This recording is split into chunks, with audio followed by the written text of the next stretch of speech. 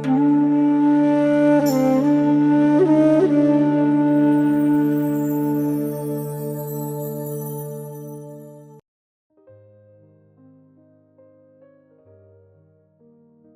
काली जी, आप सबका स्वागत है आज के सत्संग में, जिसका टॉपिक है दृष्टिकोण बदलें। दृष्टिकोण बदलें ताकि जीवन बदल जाए। हमारे जीवन में दृष्टिकोण का बहुत महत्व है। जब हम अपने दृष्टिकोण को बदलते हैं तो हम अपने जीवन को भी बदल सकते हैं। आध्यात्मिक दृष्टिकोण से देखें तो हमें समझ आता है कि जीवन में हर परिस्थिति में सकारात्मक दृष्टिकोण रखना कितना महत्वपूर्ण है। इससे हमें जीवन की चुनौतियों का सामना आसानी से कर सकते हैं और अपने लक्ष्यों की ओर बढ़ सकते हैं। जीवन में हर अनुभव हमें कुछ सिखाने का, सीखने का अवसर देता है। जब हम अपने दृष्टिकोण को बदलते हैं और जीवन को एक नई दृष्टिकोण से देखते हैं, तो हम अपने जीवन को अधिक अर्थपूर्ण और उद्देश्यपूर्ण बना सकते हैं। आइए गुरु जी से जानते हैं कि जीवन में चुनौतियों का सामना करने के लिए सकारात्मक दृष्टिकोण का क्या महत्व है, आध्यात्मिक दृष्टिकोण से जीवन को देखने के क्या लाभ हैं, दृष्टिकोण बदलने से जीवन में क्या परिवर्तन आ सकते हैं, और अध्यात्म के माध्यम से हम दृष्टिकोण को बदलने के लिए क्या क्या कर सकते हैं, उसके क्या तरीके हैं। गुरु जी। ओम काली जी, सत्संग का शुभारंभ करते हैं कि हमें अपने दृष्टिकोण को बदलना है। जब तक हमारा दृष्टिकोण नहीं बदलेगा, अपने जीवन का जो सही अर्थ है वो नहीं समझ पाएंगे, सही तरह से अपने जीवन को जी नहीं पाएंगे। चाहे वो हमारा भौतिक जीवन हो, चाहे वो हमारा आध्यात्मिक जीवन हो, दोनों नहीं जी पाएंगे ठीक तरीके से, क्योंकि जो हमारा दृष्टिकोण है वो हमें गुमराह करता है, हमें कंफ्यूज करता है, हमें गलत जगह ले जाता है, हमारी जो धारणा है उनको बदल देता है, हमारी सोच को बदल देता है। इसलिए बहुत जरूरी है कि हम सही दृष्टिकोण अपने भीतर लेके आए, चीजों को देखने का, चीजों को समझने का। इसको एक बड़ी सुंदर कहानी से हम लोग समझ सकते हैं। एक बार क्या हुआ कि एक हस्बैंड एंड वाइफ एक नए घर में उन्होंने प्रवेश किया, किराए पे उन्होंने मकान लिया था। तो जब वहां रहने लग गए तो उसकी वाइफ बोली अपने हस्बैंड से कि ये जो सामने वाली महिला है, इनका जो कपड़े धोने वाला साबुन है ना, वो सही नहीं है। तो हस्बैंड ने बोला कि तुम्हें कैसे पता? उसने कहा इसलिए मुझे पता है क्योंकि जब वो कपड़े धो के टांगती है बाहर रस्सी पे, तो बड़े ही मटियाले से दिखते हैं, साफ नहीं होते। उसने कहा ठीक है, क्योंकि आदमी लोगों को इन चीजों में ज्यादा इंटरेस्ट होता नहीं है। उसने कहा ठीक है। लेकिन यह सिलसिला कई दिन चला। जब भी वो महिला अपने कपड़ों को बाहर सूखने डालती, उसकी जो पत्नी थी वो जरूर बोलती कि इसको कौन जाके बताए कि तुम अपने कपड़े धोने वाले जो साबुन है उसको बदल लो, कौन जाके बताए इसको ये जो साबुन है तुम्हारा सही नहीं है। एक दिन क्या हुआ, उस महिला ने अपने पति से आके बोला कि लग रहा है उस महिला को सही साबुन मिल गया। उसने कहा कैसे पता तुमको? कहती आप देखो कपड़े उसके कितने साफ हैं। तो उसके पति ने कहा कि कपड़े तो उसके पहले भी साफ थे, केवल तुम्हारी को दिख नहीं रहा था। आज सुबह उठ के मैंने हमारी जो बेडरूम की जो खिड़की है उसका शीशा साफ किया। जब शीशा साफ हो गया तो तुमको कपड़े भी साफ दिखने लग गए दूसरे के। यही दृष्टिकोण है, इसी को नजरिया बोलते हैं कि हम जो देख रहे हैं अपनी सीमित बुद्धि से देखते हैं, अपनी सीमित बुद्धि से सोचते हैं, और अपनी ही सीमित बुद्धि से हम निर्णय भी ले लेते हैं कि क्या सही है और क्या गलत है। हमारी जो बुद्धि है इतनी कठिन है हमारे लिए, उसके ऊपर विजय प्राप्त करना हमें गुमराह कर रही होती है। हम लोगों को उसी तरह से जज करने लग जाते हैं, है ना? लोग क्या कर रहे हैं और क्या नहीं कर रहे हैं, हम अपनी सोच के हिसाब से जज करते हैं। और जब हम लोगों को जज कर रहे होते हैं तो हो क्या रहा होता है, जो हमारी सही नेचर है वो नजर आती है, दूसरे व्यक्ति के बारे में नहीं कुछ पता चलता है। हम क्या हैं वो सामने आ जाता है, हमारी असलियत क्या है, हमारे भीतर कितनी सोच की जो लिमिटेशंस है वो नजर आ जाती है। कि जैसे हमारे अंदर जेलसी है, हमने जेलसी से जब किसी को देखा या किसी सिचुएशन को परखा तो हम वैसा ही दृष्टि कर लेते हैं, अपनी उसी तरह से रिएक्ट करने लग जाते हैं। अगर हमारे भीतर गुस्सा है तो हम वैसा ही रिएक्ट करने लग जाते हैं, सारा कुछ हमारे अंदर से ही आ रहा है। अगर हमारे अंदर नकारात्मकता है तो हमारे वैसे ही विचार हो जाते हैं, हम दुनिया को वैसे ही देखने लग जाते हैं। जैसा हमारा मन है वैसे ही हमारी दृष्टि हो जाती है। इसको बदलना है हमारे को। हम हमेशा अपने भीतर इस बात पे चिंतन करें कि हम अपनी दृष्टि को किस तरह से रख रहे हैं, हमारा दृष्टिकोण कैसा है। और अगर हम लोग अध्यात्म में आते हैं तो देखिए दृष्टिकोण का क्या बदलाव आता है। पहले हमारा दृष्टिकोण ये था कि जो हमारा भौतिक जीवन है यही सब कुछ है, हम ही सब कुछ है, हम जो व्यक्ति हैं हम सब कुछ है, हमारा परिवार सब कुछ है हमारे लिए, हमारा ये नौकरी सब कुछ है, हमारा बिजनेस सब कुछ है, जो चीज हमसे जुड़ी है वो ही सब कुछ है। कितना बड़ा झूठ है ये। हमारे दृष्टिकोण की आप सीमित होने की जो लिमिट है उसको देखिए ना, कितने सीमित हैं हम लोग। और जब हम अध्यात्म में आते हैं तो समझ में आता है कि हम इस पूरी सृष्टि के सामने कुछ भी नहीं है। तो जब हमारे अंदर ये भावना आती है कि कोई ऐसी शक्ति है जो बहुत शक्तिशाली है, जो इस पूरे विश्व को चला रही है, जो बहुत महान है, जो बहुत बड़ी है, मुझे उसको समझना है, उसके साथ जुड़ना है, अपने दृष्टिकोण को उस तरह से लेके आना है, तो हम आध्यात्मिक हो जाते हैं, हम सही मार्ग पे आ जाते हैं।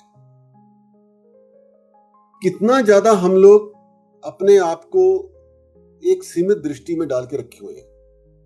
जैसे एक छोटी सी और कहानी होती है कि एक किसान होता है, वो पूरी जीवन काम करता है और जब वो बूढ़ा हो जाता है तो उसका शरीर उसका साथ देना बंद कर देता है, तो वो एक कुर्सी पे बैठ जाता है अपने घर की बाहर और वहां बैठ के अपने बेटे को देखता रहता है कि बेटा आ रहा है, जा रहा है, खेत जोत रहा है, घर के काम कर रहा है। उसके मन में विचार आता है कि मैं कितना अब बेकार हो गया हूं। और वो जो बेटा होता है वो हमेशा ही यही बोलता रहता है मनी मन अपने आप को कि ये मेरा पिता कितना बेकार हो गया, किसी काम का नहीं है, ना मेरा कोई साथ देता है, ना हाथ बटाता है, वो सब भूल गया पुरानी बात है।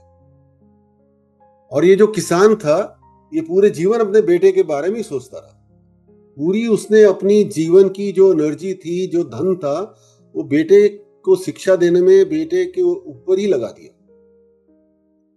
एक दिन बेटा क्या करता है, एक लकड़ी का बक्सा लेके आता है लंबा सा और पिता के सामने लाके खोल देता है।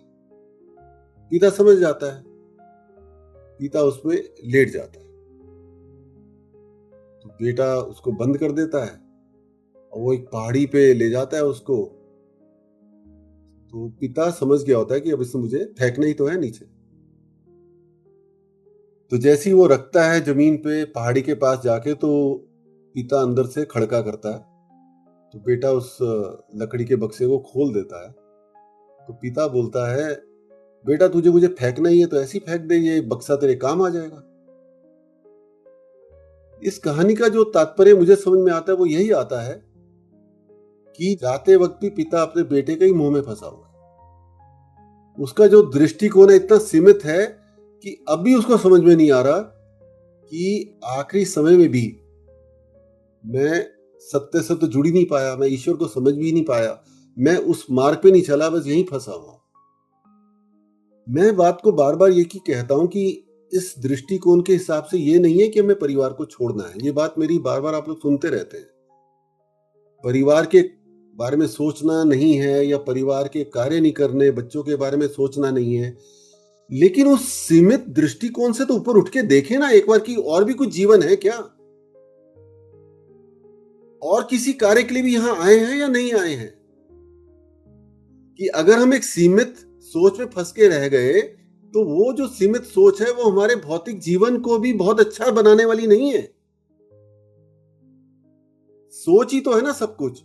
हमारे सोच के कारण अपने अहंकार में अगर फंसे रहेंगे, हम अपने लिमिटेड चीजों में ही फंसे रहेंगे, तो कैसे हम जीवन का आनंद लेंगे। इस बारे में थोड़ा चिंतन तो करें, क्योंकि जो आनंद है वो तो ईश्वर है।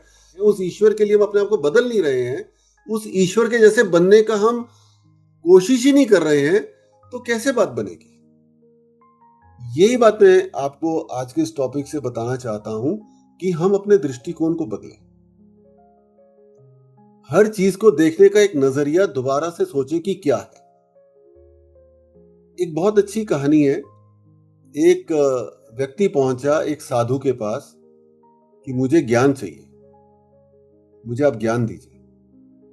मैं घर बार छोड़ के आया हूं, मुझे ईश्वर से जुड़ना है, आप मुझे ज्ञान के बारे में बताएं। वो अपना बक्सा भी लेके आया था कि मैं आपके यहां ही रहूंगा। तो उन साधु ने क्या किया, चाय मंगाई एक बड़े से जग में और उसको चाय पिलाने के लिए बिठाया, और वो जो कप था उसके अंदर वो चाय डालने लग गए। अब जो कप था वो पूरी तरह से भर गया, लेकिन उन्होंने जग से चाय डालनी बंद नहीं करी। तो चाय गिरती रही बाहर और वो डालते रहे, और व्यक्ति काफी देर तक तो देखता रहा। जब उससे रहा नहीं गया तो बोला, महाराज आप ये चाय अगर बंद नहीं करोगे डालना, ये तो गिरती रहेगी, ये तो जो कप है ये तो पूरा भर गया है। तो वो साधु बोले, यही मैं तुम्हें बताना चाहता हूं कि तुम मेरे पास आए हो अपनी पूरी बुद्धि को पहले से भर के, मैं तुम्हारे अंदर नया ज्ञान कैसे डालूंगा, मैं तुम्हारा दृष्टिकोण कैसे बदलूंगा। तुम्हारी तो हर चीज पहले से ही फिक्स्ड है, तुम्हारी सोच वैसे फिक्स्ड हो गई है, तुम्हारा हर चीज करने का, कार्य करने का तरीका फिक्स हो गया है। अगर तुमने मेरे से कुछ सीखना है, पहले अपनी इस बुद्धि को तो खाली करो, तभी तो कुछ नया जाएगा इसके अंदर। हम जो कुछ सीख चुके हैं, जो जीवन हम व्यतीत कर रहे हैं, जो धार्मिक पद्धति हम कर रहे हैं, जो भी धार्मिक अनुष्ठान हम कर रहे हैं, उस बारे में थोड़ा सोचें, हम क्यों कर रहे हैं, क्या ये सही है या नहीं सही है। क्योंकि जो चीज नॉर्मली चलती है हम उसमें फंस जाते हैं, जो चीज आसान है हम उसमें फंस जाते हैं। आप समझ रहे हैं ना इस बात को, कि अगर हमारा दृष्टिकोण ऐसा है कि हम हर व्यक्ति को एक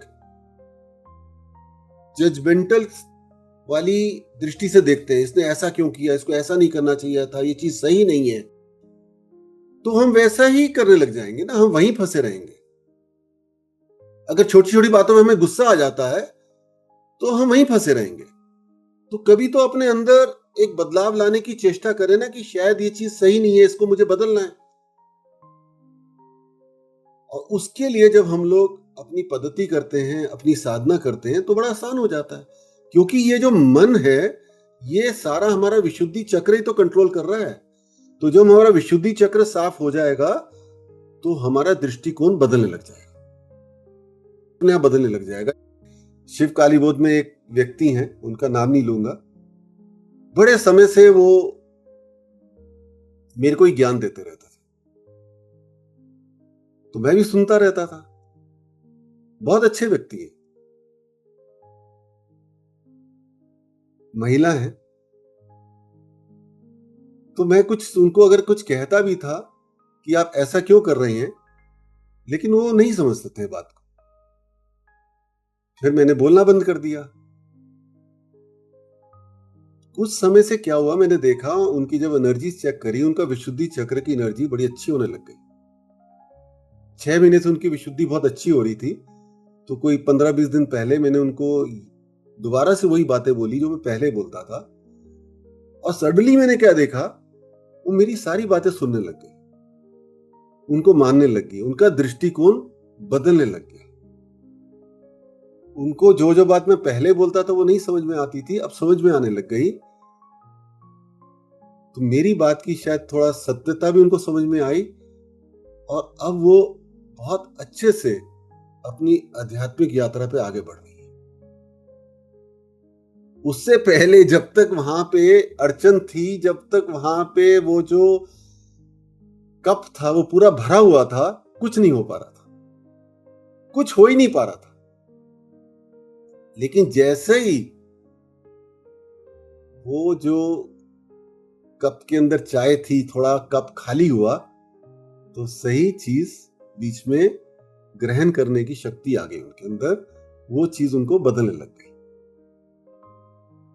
इसीलिए हम लोग इस बात पे हमेशा चिंतन करें कि हम जो भी कर रहे हैं क्यों कर रहे हैं, है ना? ये बहुत जरूरी है। और इसमें हमारे को साधना पूरी तरह से हमारी मदद करता है, पूरी तरह से मदद करता है। कहां हम लोग फंसे हुए हैं, क्या हमारी सोच है, ये सोच हमारे को कहां लेके जा रही है? एक और शिष्य था, वो एक बार एक नाव लेके नदी के बीच में चला गया कि आज यहां बैठ के ध्यान करूंगा, गुरुजी ने बोला ध्यान किया करो। तो नदी के बीच में बैठ के वो नाव पे ध्यान करने लग गया, और नदी के बीच में जो नाव थी, हल्की हल्की जो लहरें थी उसमें चल रही थी, उसको बड़ा अच्छा लग रहा था। आंखें बंद करके बहुत देर तक बैठा रहा। तभी क्या हुआ, एक और नाव आई और उसने उसको टक्कर मार दी, उसकी नाव को। उसको एकदम झटका लगा। उसने आंखें नहीं खोली कि गुरुजी ने कहा है ध्यान करना है, तुम बाहर की परिस्थितियों से अपने आप को अफेक्ट मत होने देना, ऐसे ध्यान करना है, गुरुजी ने कहा था। उसने आंखें नहीं खोली, ध्यान में बैठा रहा। लेकिन मन में विचार आ गया, ये कौन मूर्ख है जिसने आके मेरी नाव को टक्कर मार दी? ये अपनी नाव को देख के नहीं चला सकता था। ये जरूरी कोई दुष्ट आदमी है जिसने देखा कि एक व्यक्ति ध्यान कर रहा है, क्यों ना इसको जाके मैं परेशान करूं।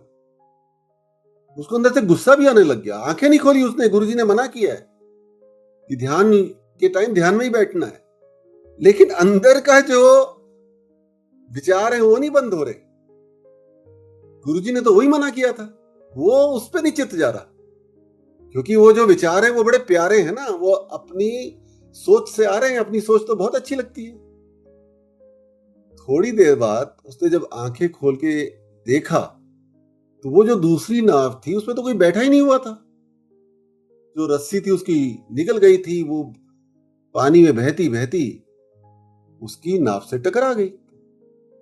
तब उसको समझ में आया कि मेरे विचार कितने दुष्ट हैं, मैं तो कहीं पहुंच ही नहीं पाया अभी तक।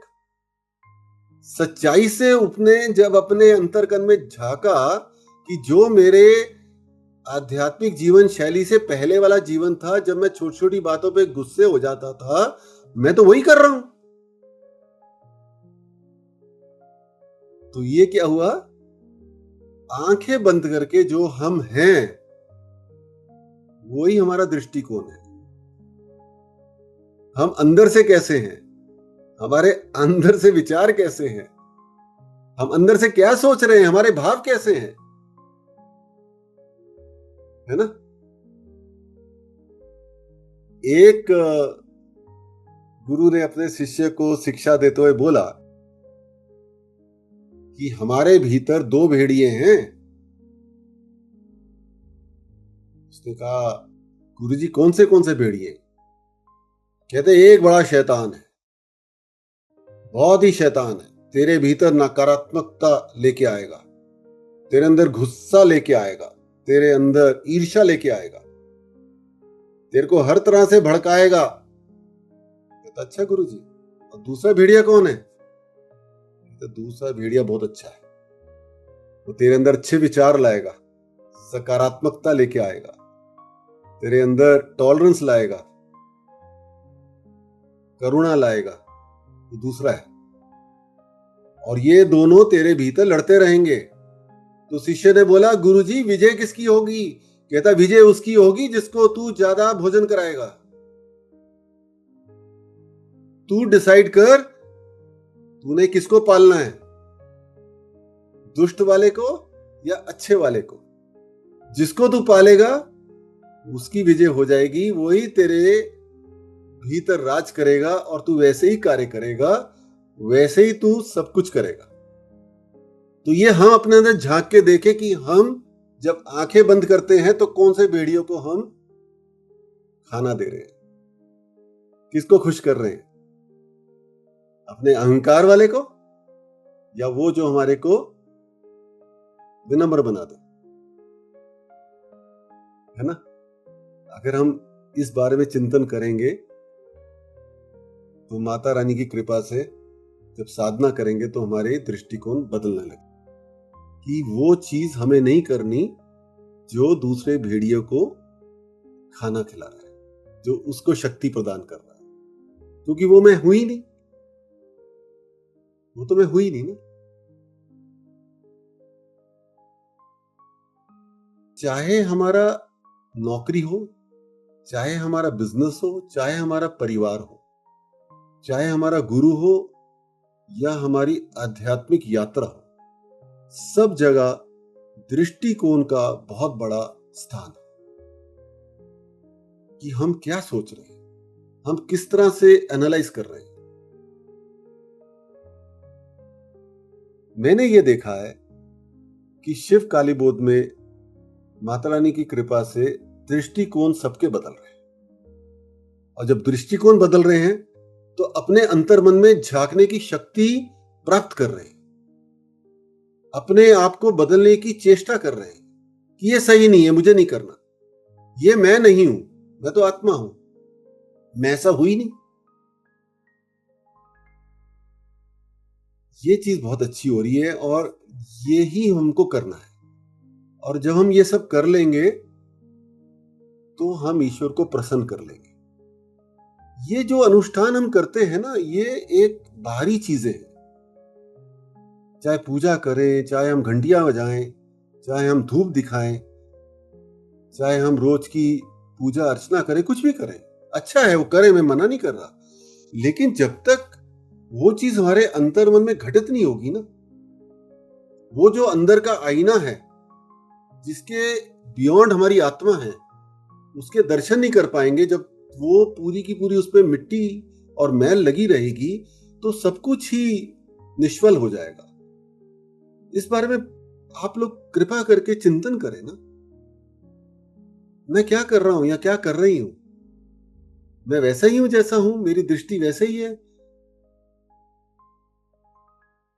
जब हम अपने आप को एनालाइज करेंगे पूरी ईमानदारी के साथ, इसलिए मैं तब सबको बोलता हूं ना आपको कि आप सब लोग गुरु बनने की मार्ग पे आगे बढ़ रहे हैं, आप सबको अपना गुरु बनना है, क्योंकि जब आप अपने गुरु बन जाएंगे तभी आप अपनी गलतियों को समझ पाएंगे, उन गलतियों के ऊपर उठने की जो विधि है वो जान पाएंगे और उसको जान के उस पे अमल भी कर पाएंगे, क्योंकि अपने आप को बदलना बहुत कठिन होता है, सबसे कठिन काम है।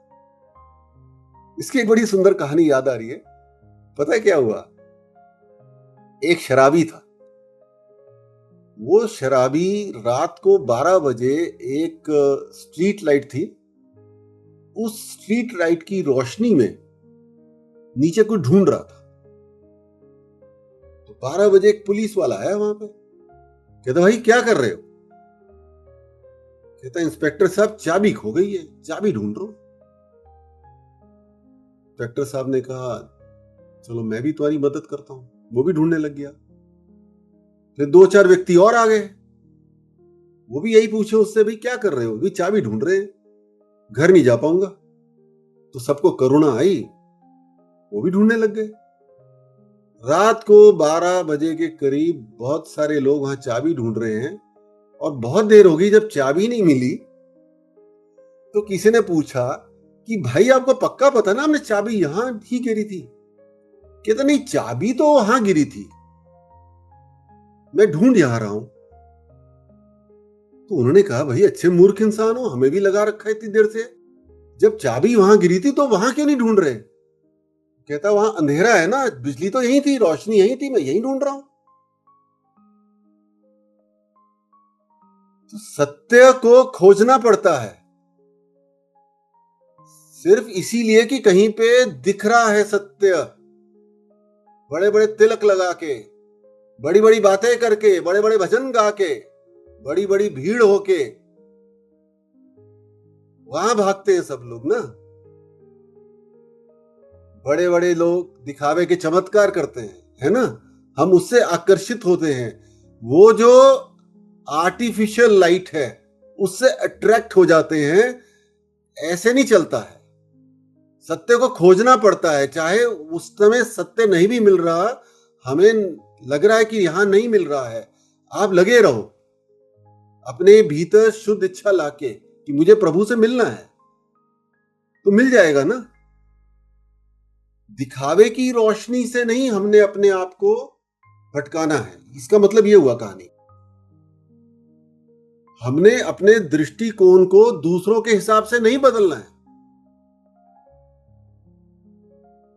हमें अपने मन को, अपनी बुद्धि को, अपने चित्त को नियंत्रित करके सही तरह से सत्य के साथ जुड़ना है। यह हमारा लक्ष्य होना चाहिए। हम अपनी दृष्टिकोण को इतना निर्मल कर दें, इतना सिंपल कर दें कि हमारे दृष्टिकोण को ईश्वर अपने हिसाब से चला ले। अगर हमें समझ में नहीं आ रहा ना क्या करें, तो ईश्वर पे समर्पण कर दें, ईश्वर चला देगा आपकी बुद्धि को। हर चीज अपने आप ही घटित होने लग जाएगी, देखिएगा ना इसको करके। एक तो तरीका हो गया हम बदलें, जैसे आजकल लोग कॉर्पोरेट्स में या कंपनीज में या टीचर्स सबको सिखा रहे हैं, वो भी ठीक है। दूसरा तरीका यह है कि हम अपनी साधना के माध्यम से अपने आप को इतना निर्मल कर दे, इतना सरल कर दे कि हम ईश्वर से बोलें कि प्रभु आप ही मेरी बुद्धि को चला लो, मेरे तो बस की है नहीं इस विकट चीज को संभालने की। ये इतनी विकट है, कभी भी मुझे गुमराह कर देती है, आप ही संभालिए। मैं आप पे समर्पण करता हूं, तो आप देखेंगे कि आप हर समय सही तरीके से, सही विचार मन में आएंगे, सही तरीके से कार्य करेंगे और खुद भी सोचेंगे अरे ये कैसे हो गया। जब आप उस बारे में सोचेंगे ना पीछे जाके कि मैंने उस समय ऐसा किया तो कैसे कर लिया, तो ये कारण होता है कि हमारा जो बुद्धि है वो हमने ईश्वर पे समर्पित कर दी। आज हमारा सबसे पूछने का भी था ना कि शिव काली बोध में आने के बाद आपके दृष्टिकोण में कोई बदलाव आया या नहीं आया, और अगर आया तो क्या आया। हम इस बात को सबके साथ इसलिए शेयर करें कि आपके एक्सपीरियंस से मोटिवेट होके बाकी लोग भी अपने दृष्टिकोण में बदलाव, यही पर्पस है ना। एक सच्चाई से हम अपने दृष्टिकोण के बारे में सबको बताएं कि क्या बदलाव आया, और दूसरों को भी मोटिवेशन मिलता है उससे। पहले हम शुरुआत करें किसी से, जिनका मन हो बताएं। पलक आप बताएंगे पहले? जी गुरुजी, वैसे तो ऐसे मैं अगर देखूं अपने आप को तो मैं बहुत चेंज हो गई हूँ और मेरा दृष्टिकोण भी बहुत बदल गया। बट रिसेंटली जो चीज मैं बहुत ज्यादा अपने अंदर ऑब्जर्व कर रही हूँ वो ये है कि मैंने पूरा का पूरा दे दिया है कि मेरी लाइफ में जो कुछ भी हो रहा है मदर डिसाइड करेंगे। मतलब इससे पहले मुझे ऐसा लगता था कि मैं ये मानती थी कि मैं भगवान की फेवरेट चाइल्ड हूँ, तो मैं जो उनसे मांगूंगी मुझे मिलेगा। ये मेरा थॉट प्रोसेस था। जो शिव काली बोध में आके मेरा ये थॉट प्रोसेस हो गया है कि जो मेरे लिए अच्छा है ना वो मुझे तो नहीं पता है, लेकिन माँ को पता है। तो जो हो रहा है ना उसमें संतुष्टि लानी है। शुरू में होता था कि जब हो रहा होता था तब बुरा लगता था, बाद में खुद को समझा लेते थे कि उसमें संतुष्ट हो क्योंकि ये माँ की मर्जी थी। अब कॉन्शियसली पहले ही मैं सिचुएशन आने से पहले ही मैं कहती हूँ कि माँ मैंने ये ऐसे प्लान किया है, बट डेफिनेटली आपको ज्यादा बेटर पता है, तो जो भी होगा मैं उसमें संतुष्ट रहूंगी। आप चाहोगे तो मैं यहाँ चली जाऊंगी, आपने नहीं भेजना होगा तो कोई बात नहीं।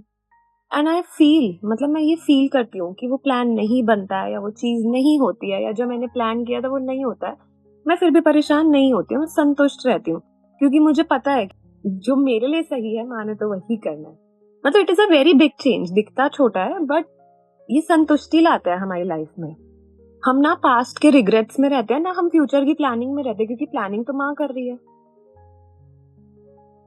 जैसे मेरी छोटी सी बेटी है, वो केयर फ्री रहती है क्योंकि मैं और मेरे हस्बैंड उसकी सारी चीजों का ध्यान रख रहे हैं।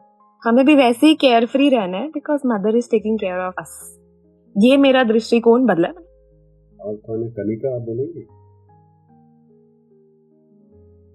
ओमकाली, मुझे लगता है कि मेरी पूरी पर्सनालिटी बदल गई है माँ की शरण में आके।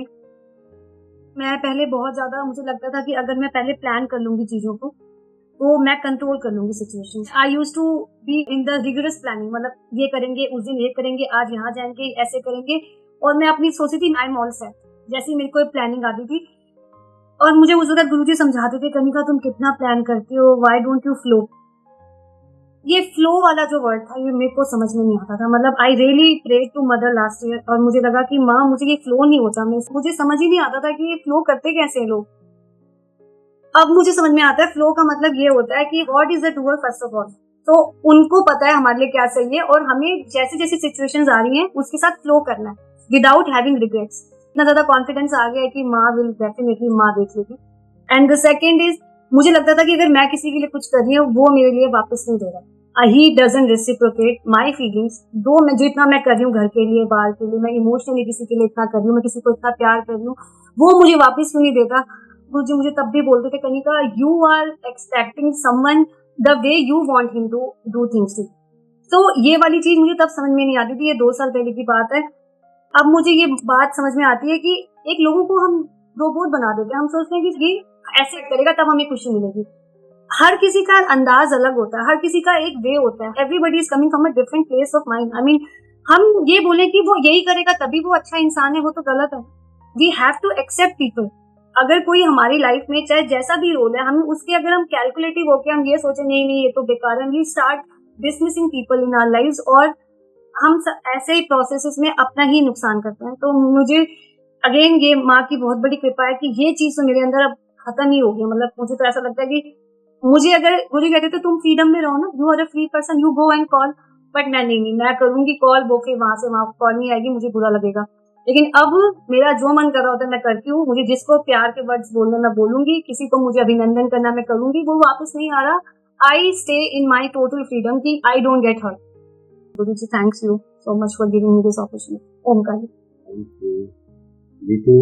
दृष्टिकोण तो गुरु जी बहुत चीजों के लिए बदला है।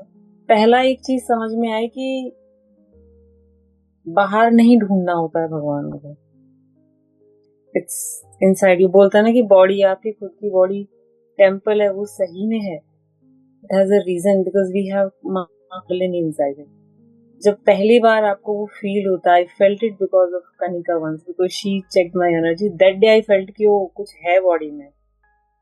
That day I felt oh it's inside me, कि बाहर जाके सही में नहीं ढूंढना है, इट्स इनसाइड योर बॉडी। और दूसरा ये है कि गुरुजी अब तक ये था कि लेने की बहुत आदत थी। पेरेंट्स ने बहुत दिया, प्रकृति ने बहुत दिया, मतलब भगवान ने बहुत दिया, but we have to return it back. लेना नहीं है, ह्यूमैनिटी के लिए कुछ रिटर्न करना। कुछ भी जो आपसे बन पड़े, इट्स नॉट मनी, कुछ भी किसी की आप अगर आप वर्ड से भी बोल के भी हेल्प कर पा रहे हो, I think that is more than enough. So I think लेने का टाइम गया है अभी, we have to give it back. I think that we all have some purpose. मुझे अपना पर्पस समझ में आया कि आई हैव टू डू सेवा, किसी भी फॉर्म में हो सकती है। I have lot of experience, like words भी नहीं है how to put it on, but I am really thankful to you Guruji. मतलब रियल में जो था ना। और तीसरी बात, भगवान से डर नहीं लगता है। पहले तो तारे ऐसा हो जाएगा वैसा हो जाएगा, but now it's more of motherly feeling. सिर्फ आप अपने माँ बाप से कंप्लेंट लगा सकते हो, मांग सकते हो, वो चीज आ गई है कि वो ऐसा, वो डर वाला चीजें चली गई हैं। जजमेंटल होना बहुत कम हो गया है, बहुत कम। अब तो ये लगता है कि मैं कैसे किसी के लिए बोल दूं, मैं उनकी लाइफ से नहीं आई हूँ, उन्होंने क्या देखा है, हाउ डू आई नो। वो चीज सही में बहुत कम हो गई है। I get connected with people easily now. वो ज्यादा बाउंड्रीज नहीं है, बट मैं परसीव भी कर लेती हूँ। जैसे किसी के आसपास हो तो आई गेट टू नो। मुझे अब लगता है कि मेरी फ्रीक्वेंसी है, इट्स नॉट अदर पर्सन। कोई भी बुरा अच्छा नहीं है, मेरी खुद की फ्रीक्वेंसी वही होता है ना, ह्यूमन नेचर, जहाँ आपकी फ्रीक्वेंसी मैच हो जाए ये बढ़िया है, जहाँ ना हो रही ये तो सही नहीं। I think we all have different frequency, nature की भी एक वाइब्रेशन होती है, आप अलग अलग प्लेस पे जाके you can feel that vibration. Same human beings में है, तो हम लोग जजमेंटल हो जाते हैं जब हम अपनी वाइब्रेशन ढूंढते हैं same. I think it's better to connect with माँ। अगर आप वहां कनेक्ट हो गए तो आपको सबकी अच्छी लगेंगी, because she is the sole source of energy. तो बेटर है कि माँ से कनेक्ट हो, वहां अगर कनेक्ट हो गए तो you are able to connect with any person, फिर वो बुरा अच्छे वाला चीजें बहुत कम हो जाती हैं। और एक चीज मैंने देखा कि I try to split Shiva and Shakti. बुद्धि आई है अभी, they are not different. Now I surrender to माँ। जब से ये हुआ है आई वुड से कि ऐसा एक्सपीरियंस मैंने अपनी लाइफ में नहीं किया है जो मैं अभी कर रही हूँ। माँ जिनसे बोलते हैं ना, सही में वो उतर आई है। I am really thankful. I have no words to explain. Thank you. Lovely. I think the word to describe is awesome. बहुत ही अच्छा बोले। आई थिंक अब एक सत्संग आप ही लीजिएगा, उस दिन मैं भी सुनूंगा आपको। बहुत अच्छे बोले आप। Thank you. अन्नी जी, आप शेयर करेंगे आप? जी, दृष्टिकोण के हिसाब से मैंने देखा कि मेरे अंदर इन 3 सालों में, वैसे तो मेरा बैकग्राउंड बुद्धिस्ट प्रैक्टिस से है, तो काफी कुछ तो वी हैव वर्कड ऑन, लेकिन इन 3 सालों में एक स्वीकृति जो है वो अधिक हुई है। शांतिपूर्ण जीवन की ओर मुझे लेके गई है ये, और लोगों और परिस्थितियों को मैं अब और अच्छी तरह से स्वीकार कर पा रही हूँ। तनाव और चिंता तो अब ना के बराबर है। गहरे संबंध बन रहे हैं आपस में, क्योंकि पहले तो गहरा प्रेम होता है, वो कभी कभी एक्सपेक्टेशंस में तब्दील हो जाता है, और मेरे साथ काफी कॉमन है। और फिर वो सारा डिस्ट्रेस और कभी वो जेलसी और ये सब चीजें होती हैं, तो वो अब काफी हद तक ना के बराबर है। सहानुभूति और समझ और भी विकसित हुई है, जिस पर मेरा कंट्रोल ही नहीं है, उस पर ध्यान केंद्रित ही नहीं कर रही आजकल मैं। और जो मेरे और दूसरों के बीच अंतर होते हैं उनको अब मैं स्वीकार कर करके सम्मान दे रही हूँ और दुत्कार नहीं रही हूँ।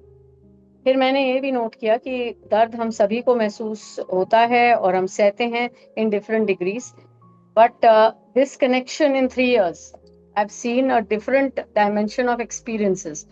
क्योंकि पहले ये होता था कि हम अपने तरह के लोगों के साथ ही ज्यादातर मिलना शेयर करना, अब हम डिफरेंट बैकग्राउंड के लोगों से इंटरेक्ट कर रहे हैं। सो एक परिवार जो है वो अब डेफिनेटली बहुत बढ़ गया है, और मैं ओपनली बोलती हूँ कि अब परिवार उतना सीमित नहीं रह गया कि वो अपने पेरेंट्स, अपने बच्चे, अपना ये अपना वो, अब actually and genuinely it has increase to so many people जिनके we are actually able to take care of in a very heart to heart way. तो अब मैं इस बात से एकदम स्पष्ट, एकदम क्लियर हूँ कि I am more flexible now and less rigid. स्थितियों के साथ जिस तरह से अनुकूल बनने की जो होती है टेंडेंसी, वो अब काफी जागृत हुई। इससे ऑब्वियसली आंतरिक शांति एंड संतुष्टि बढ़ी है। अब मुझे लोगों को अध्यात्म के रास्ते भी जोड़ने में पूर्ण विश्वास हो गया है, चाहे उनके धर्म और लिंग और फाइनेंशियल बैकग्राउंड और ये जो मानव निर्मित विभाजन होते हैं, ये कोई भी हो, अब मुझे कोई हेजिटेशन नहीं होती। So it is absolutely now just spreading the word of the divine and listening to other people's problems, giving the best that can be।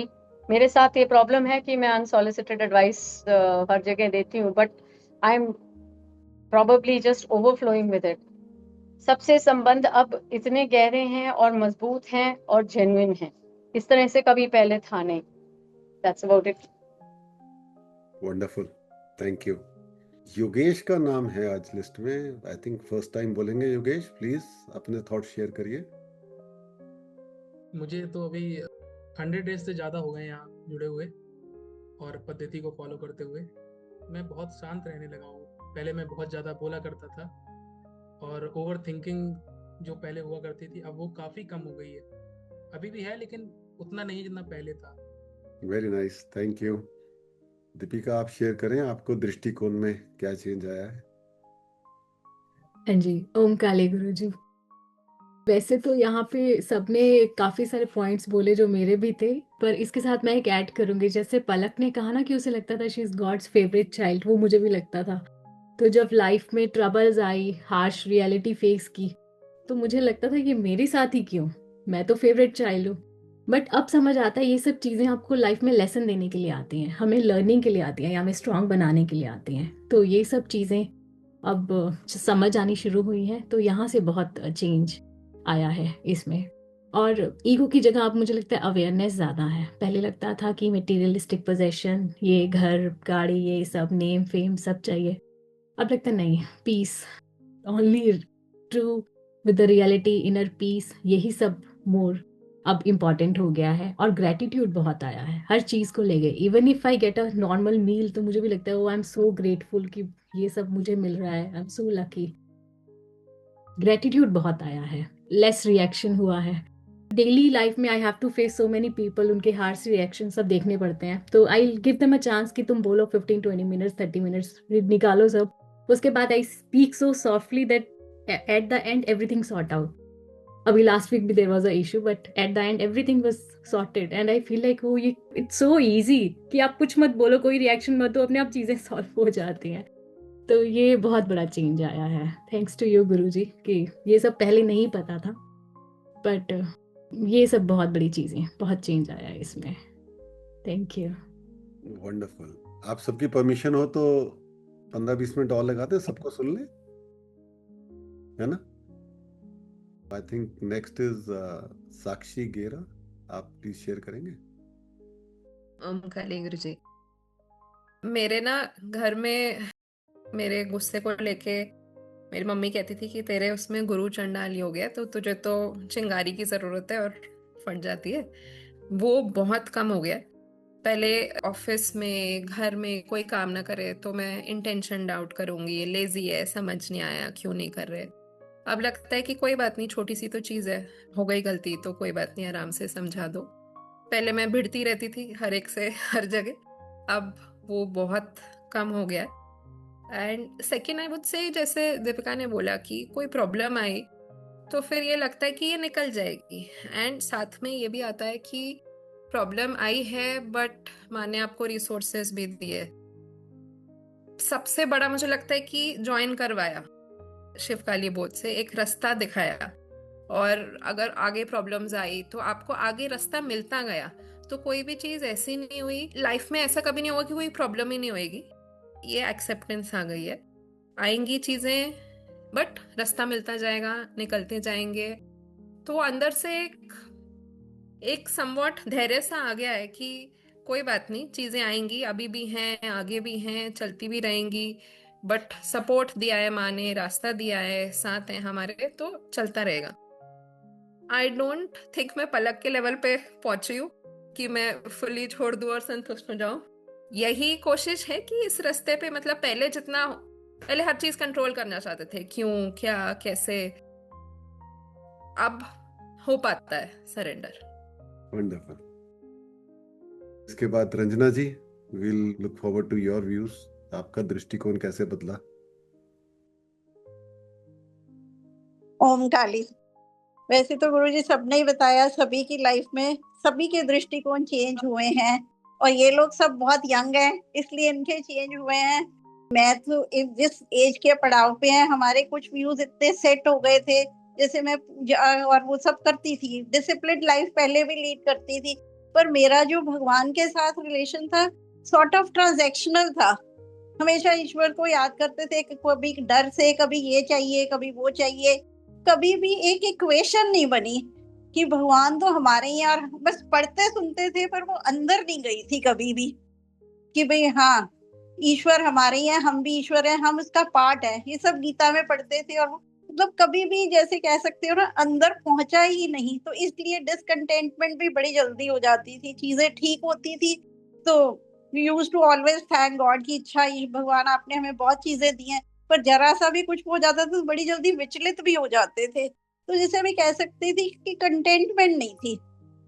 पर जब मैंने ये देखा कि जब मैं शिव काली को जुड़ने से पहले मेरे अंदर ऑलमोस्ट कह सकती हूँ कि 1 महीना पहले ही ये इतनी फीलिंग आने लगी कि मैं जब पूजा करती थी तो मेरे आंसू निकलते थे, तो मैं कहती थी हे भगवान मैं कहीं अटक गई हूँ। कान्हा जी मैं आपको पूछती तो याद करती हूँ सब कुछ, पर मैं सिर्फ इसी चीज में ही रह जाती हूँ। धूप बत्ती सुबह शाम जगा दी, थोड़ी देर वो पाठ कर लिया, पर मुझे वो क्यों नहीं आती। कोई आप मुझे कोई रास्ता बताओ, अगर आपको लगता है कि मुझे किसी गुरु की जरूरत है या किसी चीज की जरूरत है तो आप बताओ, फिर मैं कैसे करूं। तो ईश्वर की कृपा से फिर मुझे गुरु जी से वो मिल गया। जबकि मैं जब मिलने गई थी तो मेरा सिर्फ यही वो था कि क्योंकि साक्षी जा रही है इसलिए मैं अभी जा रही हूँ। तो मैंने छूटते ही गुरु जी ने पूछा क्या चाहिए, तो मैंने कहा मैं ईश्वर से मिलना चाहती हूँ। मुझे लगता है मैंने बाकी सब फॉर्म्स में तो भगवान से बहुत मिल लिया है।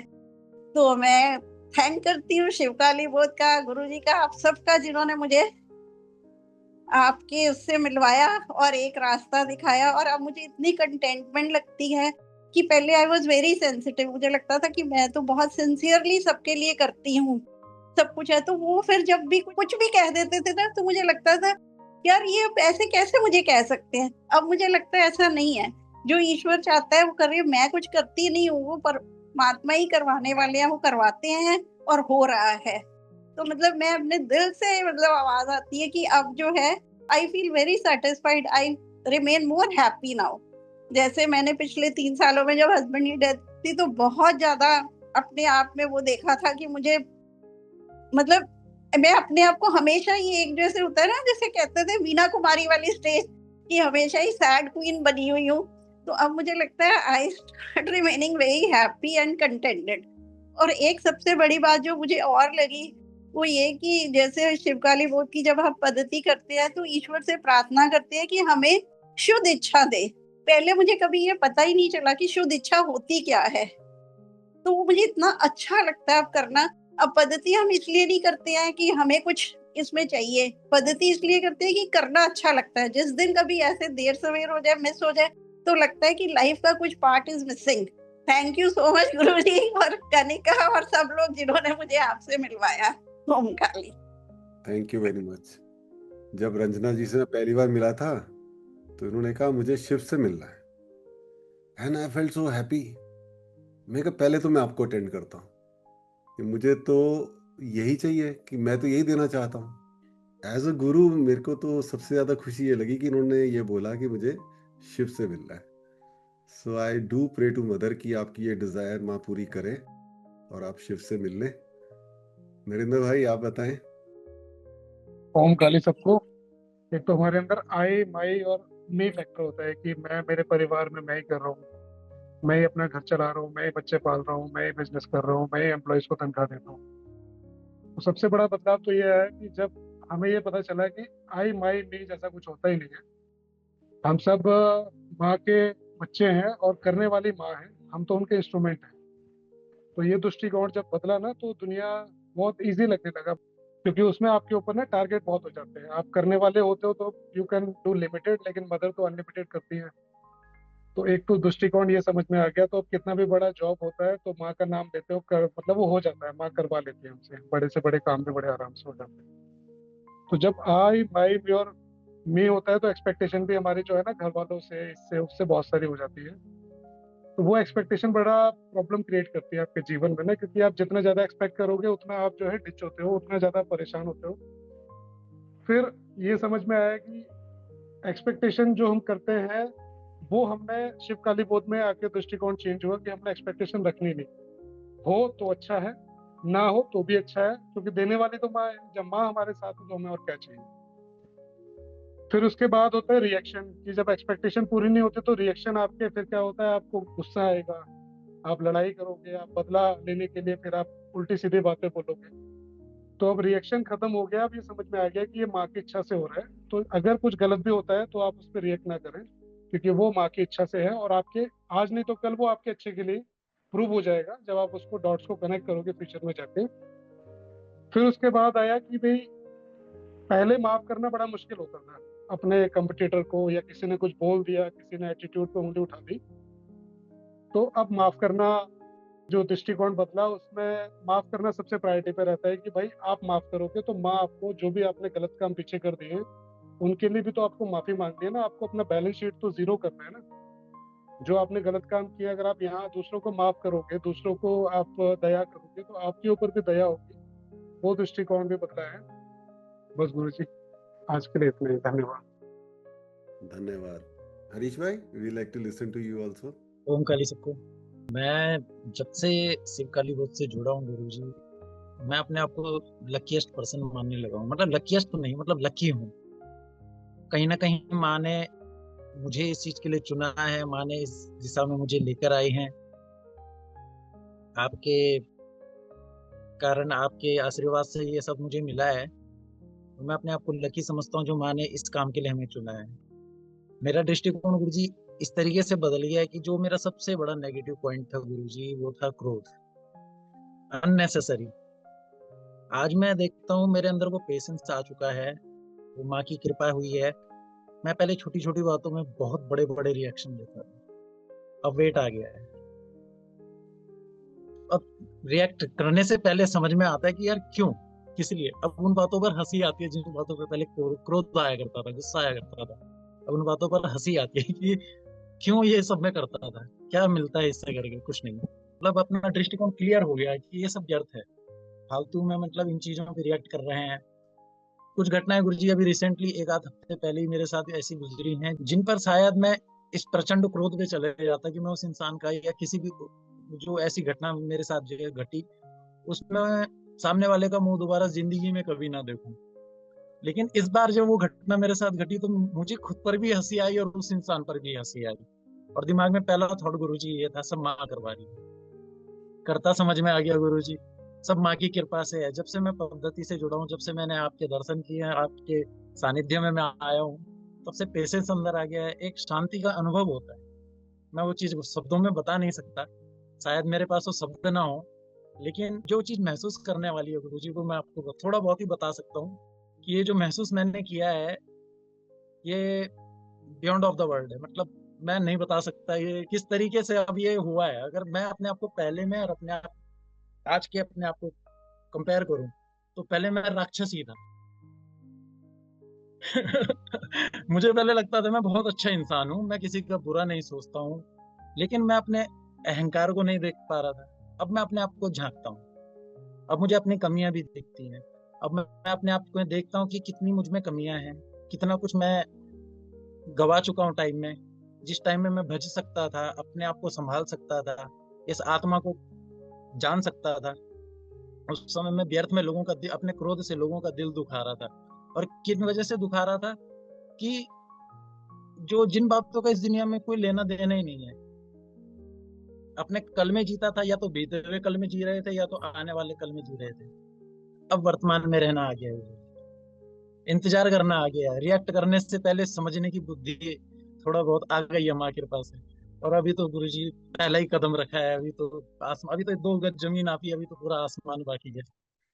अब आपका आशीर्वाद बना रहे गुरुजी। कहने को तो बहुत कुछ है, सबने इतने खूबसूरत तरीके से अपने शब्दों को पिरोया है, इतने अच्छे अच्छे तरीके से सबने बताया है, सबके भाव नजर आ रहे थे आज। और वही चीज मैं दोबारा क्या आपसे कहूँ, वही दोबारा सब आ रहा है।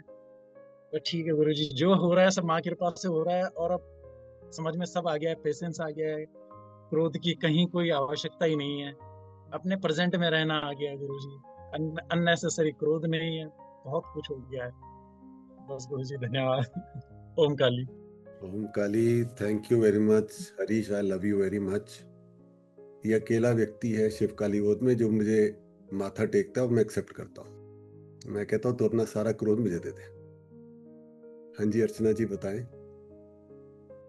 ओम काली गुरुजी, 3 बातें जो है मेरे को डिफरेंस फील हुई।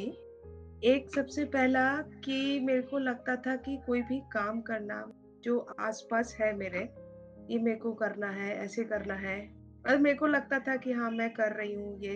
लेकिन अभी लगता है ना कि उसको छोड़ दिया तो भी हो जाता है। पहले हम उसको पकड़ के ही रखते थे, मतलब मैं तो ऐसे ही पकड़ के रखती थी, नहीं यदि ये नहीं करूंगी तो कैसे होगा, यदि नहीं बच्चों को नहीं करूंगी तो कैसे होगा। तो मेरे को ये चीज एक फील होती है कि हाँ छोड़ भी देते तब भी होता है वो, मतलब पहले जो पकड़ के रखते थे वो पकड़ खत्म हो रही है। दूसरी चीज, जो डिवोशन, जो समर्पण वाली भाव पहले नहीं थी, अब वो थॉट आती है कि हाँ समर्पण है।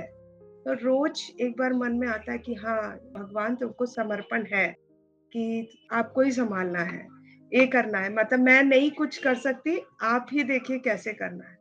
ये एक चीज। दूसरी और तीसरी चीज मुझे जो फील होती है वो ये पहले कभी नहीं था कि हाँ भगवान से मिलना है, हाँ शिव से मिलना। हमारा जो अल्टीमेट एम है, हम जो इस अर्थ पे आए हैं उसका अल्टीमेट एम क्या है कि हमें भगवान से मिलना है, मतलब शिव से मिलना है। तो वो पहले पता ही नहीं था। तो जो अभी ये पता चला है कि हाँ रोज एक मन में इच्छा आती है, माता से प्रेयर करते हैं कि हाँ हमको भी शिव से मिलना है।